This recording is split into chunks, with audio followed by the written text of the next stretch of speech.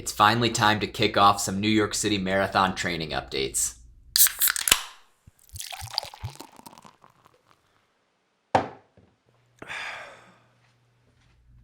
Cheers, y'all. It is finally time to kick off what will hopefully become the weekly installments of the New York City Marathon training updates. I know I have been dragging my feet kicking off these videos, but that is because I have been dragging my feet literally in training as well. It has just been a very hectic time in my life, so it has been hard to stick to my training plan, let alone give videos to the people updating you on how training is going. But I feel like I'm finally having my training start to come together. The running is getting a lot more consistent. I'm feeling a lot better on the training runs, so I figured it is no better time than now to kick off the New York City Marathon training updates. Specifically for this video, I'm going to focus on 3 key things. First, obviously just the weekly update. How has my training been going? How was my training over this past week? What has it looked like? Next up, we're going to look at a more long-term plan. What does my training cycle look like leading up into the New York City Marathon? So what does it look like over week to week, month to month? What am I focusing on during different blocks of training to prepare me for race day? And then finally, that third thing, if you stay tuned until the end,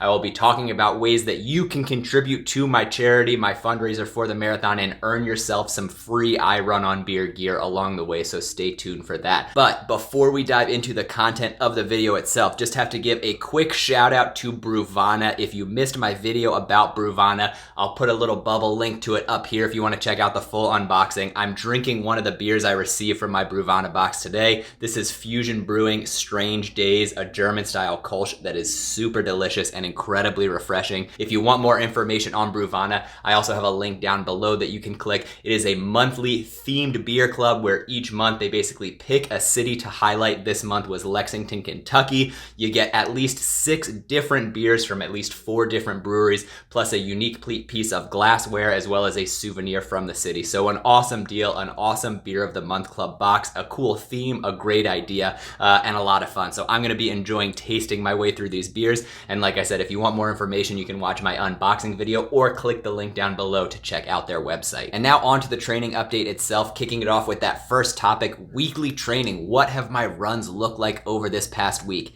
It does feel like this has been the first week that I've been able to keep up a consistent running schedule. Just to put things into perspective, I have been either away or at weddings or any number of events. I have had some kind of commitment for the last, I want to say 5 weeks in a row, and I'm getting ready to fly on Friday to Italy to spend a week in Italy, but will be in Italy for both weekends. So needless to say, it has been an incredibly hectic schedule, hectic time in my life, and it's been very, very hard to keep up with all of my training runs, particularly those weekend long runs, which are oh so important for marathon training. So this was the first week I felt like I was finally able to stick to somewhat of a schedule. It started with me missing a weekend long run and pushing it to a Monday, but then was able to stick to the schedule for the rest of the week. But it started with what was supposed to be my Sunday long run. I did that on Monday instead. Nice and easy. It was just a 90-minute endurance run, trying to keep my heart rate below 140 beats per minute. Quite difficult for me to do, especially given the heat. The other issue was that my watch died overnight, which I was not anticipating, obviously. And so basically I just went out for the run, kind of timed it with my phone, didn't track it or anything, but just decided to go out for a nice easy 90-minute run. So don't actually have any statistics on that run. I'm just gonna assume it was probably somewhere between 8 and 9 miles because my recovery or slower endurance pace is right around that 10-minute mile. Following Monday's long run, Tuesday was a rest day, nice and easy, no running. That brings us into Wednesday, my first speed interval workout since I can't even tell you when. It has been so long since I've done any kind of serious speed work. This was a relatively easy workout. It was just 90 seconds on, 90 seconds off. So 90 seconds of sprinting, 90 seconds to recover. Repeat those intervals 10 times. And I was very happy that I was able to hit around a 6-minute pace, a little bit under for the majority of the intervals for all of those 90-second intervals, right around like 5:57 to 6 minutes, somewhere in that range. Very consistent as well. Felt strong It has been incredibly hot and humid, which obviously makes it difficult to control your pace, control your heart rate, etc., but felt really confident leaving that workout. Moving into Thursday. Thursday was a rest day from running, but dedicated that day to strength training. A relatively easy circuit, it would seem, but one that definitely took its toll on my muscles. 40 push-ups, 80 sit-ups, and 120 body weight squats. My upper body strength is garbage. It has deteriorated significantly over time, so it was definitely a struggle, those push-ups especially, but it felt good just to get some real strength training in, and I know I will be thanking that strength training when I am in those later miles in the marathon, just to help keep that form together and hopefully prevent some of that muscle fatigue that I'm used to in the later miles of a marathon. Friday was another rest day, and then Saturday was a bit of a combination between endurance running with a little bit of intervals wedged in between. So it was a 60-minute endurance effort, a kind of a slow, casual, long run pace, but then with 6 3-minute intervals wedged into that. Very hot again, so just focused on trying to keep that heart rate low. And then for the intervals, I was right around between, I would say, like a 6:35, 6:50 pace. It was hard to stay consistent through those intervals, especially towards the tail end. My legs were definitely feeling the workout that I had done, the strength workout that I had done, and the heat was getting to me. So it was just very hard to keep my heart rate down, and was just had a hard time keeping up a significantly fast pace during those intervals, but still felt really good. Hit the paces I felt that I needed to hit. So again, just a confidence booster running my first weekend long run in I don't know how long. Felt very, very good coming off of that workout. And then Sunday was just nice and easy, 40 minutes of recovery work. I love recovery runs during marathon training. I used to skip them constantly, but it's just such a nice way to relax after a difficult week of training. It's not too stressful, and again, it just kind of allows you to think a lot about your training, about your form, about upcoming runs. You're going slow enough that you're not necessarily focused on the run itself. You can kind of let your mind wander. I just find it's a really, really nice opportunity, nice chance to kind of recenter and refocus to prepare for the next week of training. So that was last week's training update. Like I said, the first consistent week of training I've had in some time. I've been doing very well this week. I am nervous for what's going to happen when I go to Italy, but I am going to do my best to try to stick to a schedule. And moving forward, you'll get these weekly training updates where I go through a more detailed breakdown of each individual run. But since this is a broad overview, I want to go ahead and transition right into the next section. What does my long-term training plan look like for the entire training cycle for the New York City Marathon? You may have noticed last week that my training runs were a bit of a blend of different styles of runs, and that is because the current focus of my training block is a mix of both endurance training as well as VO2 max training. So that's why you're going to see a mix of these sort of long, slow endurance runs as well as some of these higher intensity efforts as well. So this block, this focus is going to last until September 12th. Got a few more weeks of this. It's a mix of just long, slow endurance runs at a forever pace that I feel comfortable I can carry out for long duration efforts, but then wedged in between are much shorter efforts at a much higher intensity. These sprint intervals, which I'm really enjoying. Definitely nervous because that's what led to the IT band issue I was having in the spring, but I feel a lot stronger now. I'm keeping up with my physical therapy exercises as well, so feeling ready as ever to tackle these runs and really, really looking forward to seeing how they pay off on race day. After this block, starting on September 13th, running through October 3rd, is going to be a focus on steady state running. So basically what that is, if you find your endurance pace, that forever pace that you feel like you could just keep up with, keep running for long periods of time, if you push that just outside your comfort zone, that's the steady state run. So it's a lot of longer duration runs, but at a slightly speedier effort than those typical endurance runs. So really, really looking forward to that. I find that to be probably one of the more challenging blocks of training that I have, just because it's running consistently at a pace where you are just slightly uncomfortable. So it's hard to kind of focus on, let your mind wander like I was mentioning during some of those recovery runs. Again, I know it's necessary. I know I'm going to need it in the later miles in the marathon. The end of that will end on October 3rd.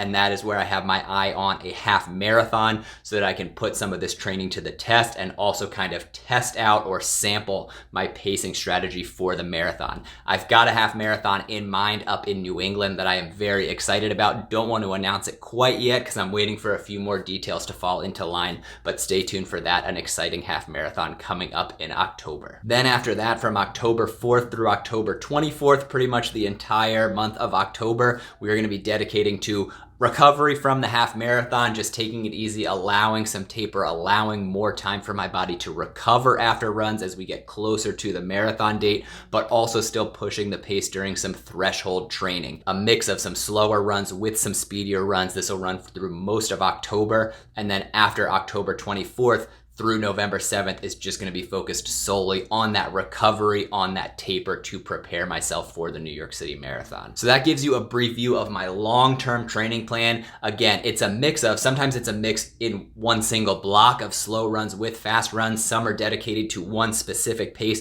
but it's a lot of variety, which is what I look forward to in training because I can focus on one thing, hammer my legs in one area for X number of weeks, and then switch it up where I'm working different muscles, also working different like mental training to prepare for these runs, and also prevent some of that training fatigue that I've experienced in the past during these 16 weeks of marathon training. All that being said, let's get into the third topic for today, the exciting one, the one I know you are all looking forward to, and that is the free giveaways that you can take advantage of.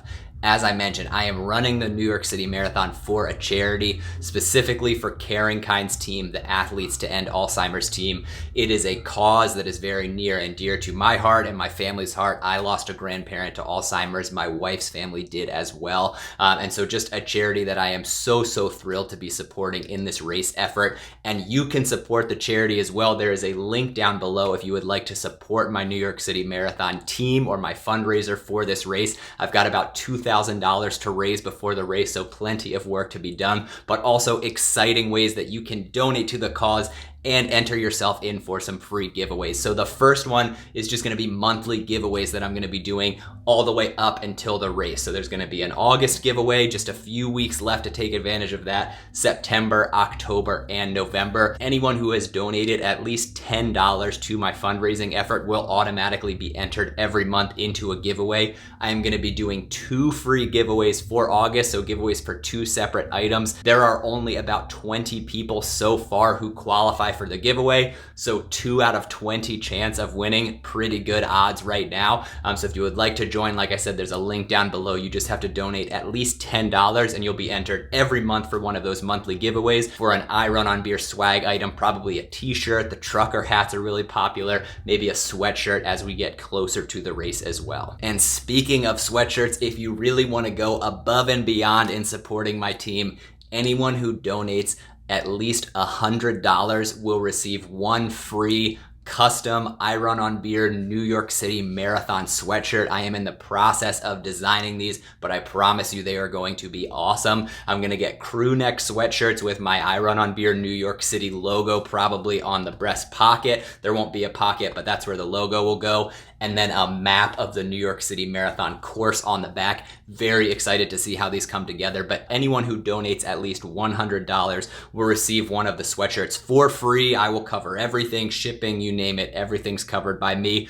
Only for the first 10 people who donate at least $100. We've had, I think, 2 so far, so there's still 8 spots to get a free shirt. And then also anyone who donates $250 or more will get 2 free sweatshirts. So there again, that's only for the first 5 folks. 2 people have already hit that tier, so I have 3 spots remaining there. So you can get one of those sweatshirts if you donate anywhere above $100. You can get 2 of those sweatshirts if you donate $250 or more. I will also be selling those sweatshirts as a fundraiser as we get closer to the race, but if you'd like to get one for free, you can hit those donation tiers. So that's how you can earn some free swag and support a great cause along the way, as well as supporting my journey towards the New York City Marathon. There are plenty of more perks available to anyone who donates donates $10 or more to the charity. If you want to see the full details, you can click the link below to my fundraising page. I have the full breakdown of everything that you unlock there. I'll also be putting out a video within the next couple days that's going to break all of these down in more detail as well. But that being said, every dollar helps, and I mean it. Every single dollar helps. So even if you just donate $1, I truly appreciate it. Everything helps support an incredible cause and helps get me to that fundraising goal I need. And so I just very much appreciate it. But to all of you who have tuned in for the full video, thank you so much for joining me. If you don't already, I hope you will subscribe, and I hope you click the thumbs up button as well. That just helps other folks find the video. But I hope you all are looking as forward to the rest of these training updates as well as to the New York City Marathon as I am.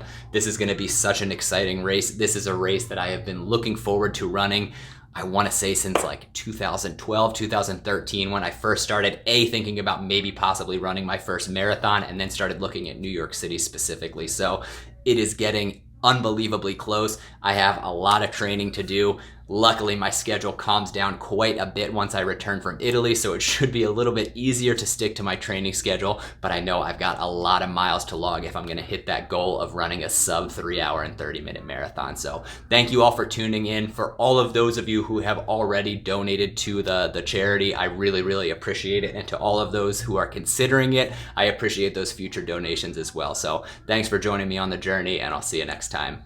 Cheers.